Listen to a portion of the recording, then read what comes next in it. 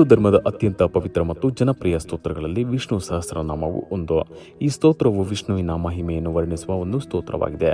ಶ್ರೀಕೃಷ್ಣ ಪರಮಾತ್ಮನು ಕಲಿಯುಗದಲ್ಲಿ ಜನರಿಗೆ ವಿಷ್ಣು ಸಹಸ್ರನಾಮ ಪಠಿಸುವಂತೆ ಸಲಹೆ ನೀಡಿರುವುದು ಯಾಕೆ ಎಂಬುದನ್ನು ಈಗ ತಿಳಿಯೋಣ.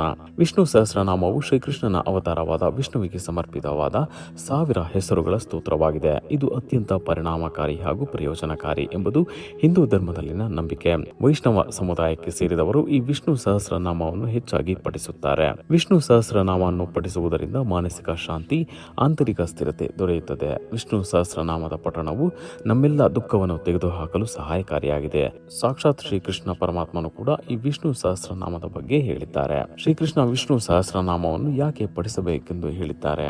ಈ ಸ್ತೋತ್ರದಲ್ಲಿನ 1000 ನಾಮಗಳು ವಿಷ್ಣುವನ್ನು ಹೋಲುತ್ತವೆಯಾದರೂ ಕೃಷ್ಣನ ಸನ್ನಿಧಾನದಲ್ಲೂ ಇದನ್ನು ಪಠಿಸಲಾಗುತ್ತದೆ. ಈ ಒಂದು ಸ್ತೋತ್ರದ ಪಠಣದಿಂದ ಕೃಷ್ಣನೊಂದಿಗೆ ನಾವು ವಿಷ್ಣುವಿನ ಆಶೀರ್ವಾದವನ್ನು ಕೂಡ ಸುಲಭವಾಗಿ ಪಡೆಯಬಹುದಾಗಿದೆ. ಕಲಿಯುಗದಲ್ಲಿ ಜನರು ಸಮಯದ ಹಿಂದೆ ಓಡುತ್ತಾರೆ. ಅವರಿಗೆ ದೇವರನ್ನು ಆರಾಧನೆ ಮಾಡುವುದಕ್ಕಾಗಲಿ, ದೇವಸ್ಥಾನಕ್ಕೆ ಭೇಟಿ ನೀಡುವುದಕ್ಕಾಗಲಿ ಅಥವಾ ಧಾರ್ಮಿಕ ಕಾರ್ಯಗಳಲ್ಲಿ ಪಾಲ್ಗೊಳ್ಳುವುದಕ್ಕಾಗಲಿ ಸಮಯವನ್ನು ನೀಡಲು ಸಾಧ್ಯವಾಗುವುದಿಲ್ಲ.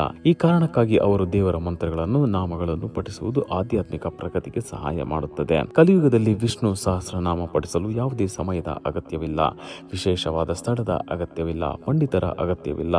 ತಮಗೆ ಅನುಕೂಲವಾದ ರೀತಿಯಲ್ಲಿ ವಿಷ್ಣು ಸಹಸ್ರನಾಮ ಪಠಿಸಬಹುದು.